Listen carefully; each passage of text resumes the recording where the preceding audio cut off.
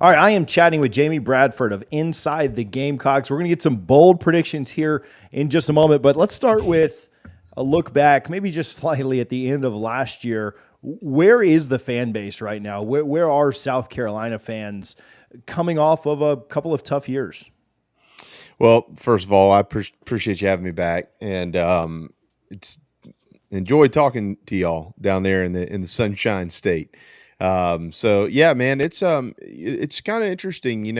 I think that I'd say 90% of the Gamecock fan base is really not the one that you hear from. It's the 10% that every group has, every program has, that just want to see a winner, and they'll say a bunch of crazy, outlandish things to bag on whoever they need to bag on to make themselves feel better about the fact that their program isn't winning. And let's fire this guy and move on to this guy and whatever it is. Most people understand that not only has this program had its challenges over the years in winning games and winning games in the SEC, but it's also such a changing landscape, right? So it there are times where it's more difficult to get players than it was. There are times where it's less difficult to get players than it was previously. Ultimately, most people kind of understand that Coach Beamer has needed some time to kind of get things the way that he wanted, but also like grow into this job. I mean, this is Shane's first head coaching job, and he has been lucky enough to put some really good minds around him, and kind of create that inner circle that he trusts in the program. And he did lose one of those guys. Pete Limbo moved on to become a head coach again, but he also added guys. I mean, Sean Elliott comes back to South Carolina from Georgia State. He was a sitting head coach, and now coming here and coordinating the run game, coordinating the tight ends. Don't think for 2 seconds he doesn't have his hands all over the offensive line. They bring in Joe DeCamillis, out of the NFL, probably the best special teams guy you could find. I mean, this guy is just incredible. You replace Limbo from a special teams standpoint with Joe DeCamillis, one of the best special teams minds in the NFL, who actually married the daughter of Dan Reeves, who was a Gamecock back in the 60s. Dan Reeves from the Falcons. So he's got a little bit of a tie there. So it's been a developmental situation too for Coach Beamer, and him and I have actually, we've had these conversations over the years, like how many times he's walked into the office, TJ, and had a laundry list of things to do that had nothing to do with football.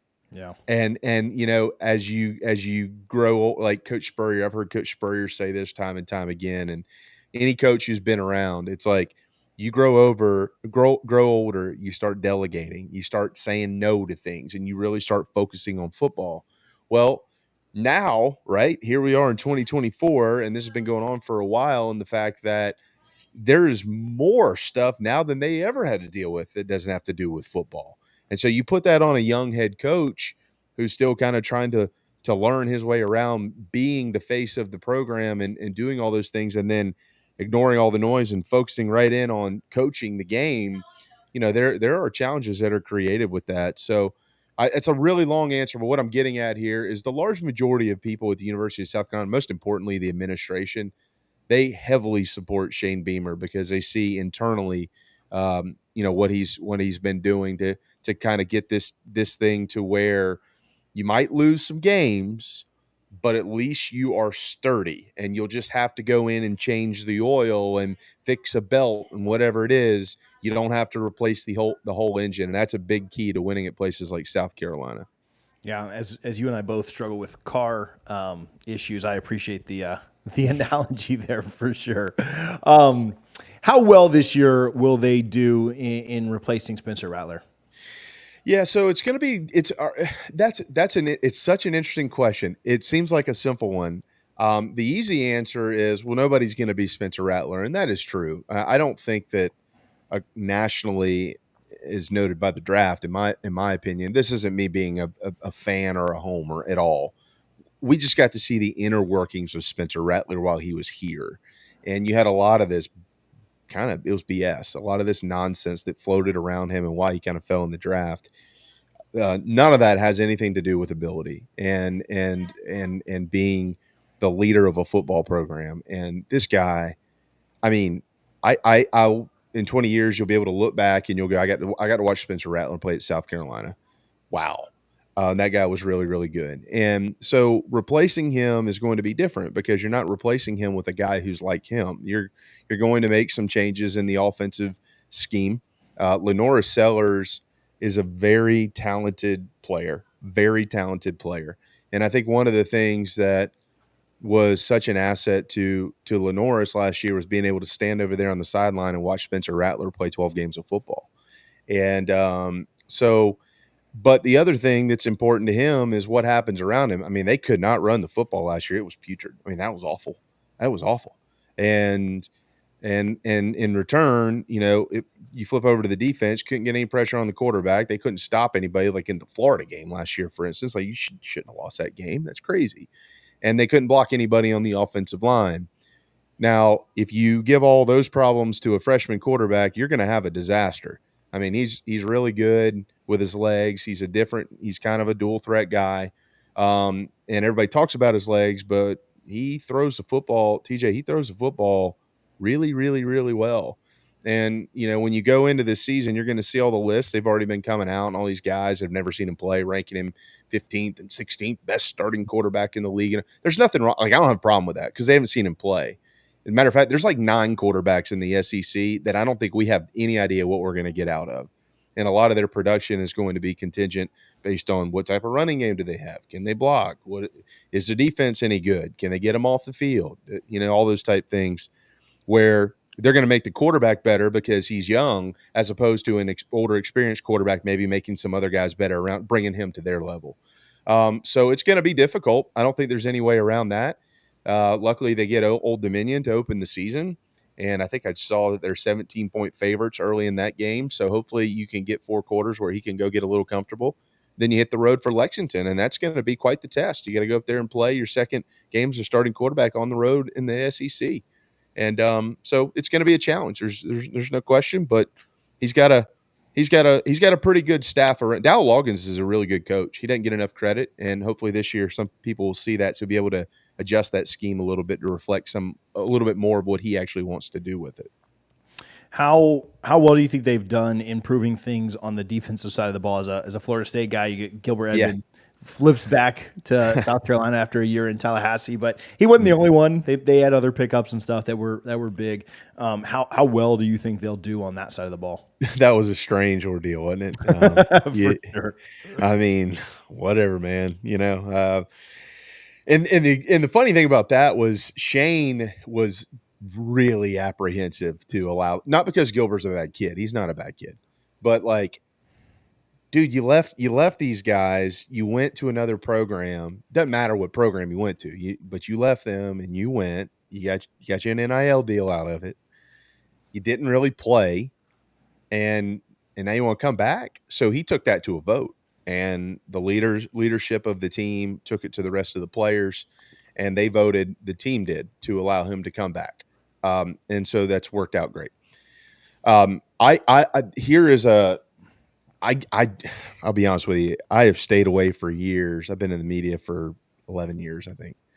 I've stayed away from making statements that get you in a lot of trouble.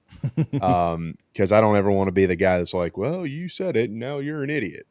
Which people say that anyway, so that's fine.